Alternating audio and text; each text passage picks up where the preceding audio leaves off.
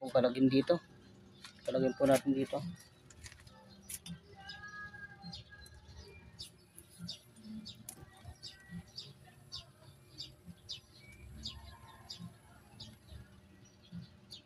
Ilang ho yata nagdugtong na ito. Ayun, dito na nga po nagkaroon ng problema. Kita na po. Ito na po naging problema niya. Ayun o. Tunog.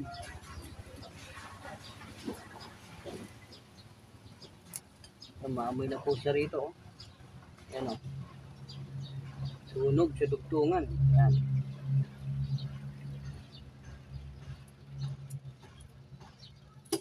Ayan. Dugtungan na sunog. Dugtong na ho na siguro na may-ari ito.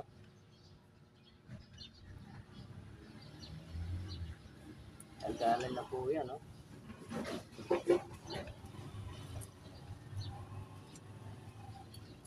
Ayan, dito.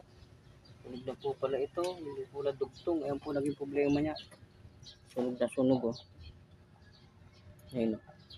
Open na po siya rito o. Ayan po. Papalitan na po natin ang buo itong power cord nito. Palitan po natin itong power cord nito. Ito po naging problema niya. Ayan po. Oh, tul na.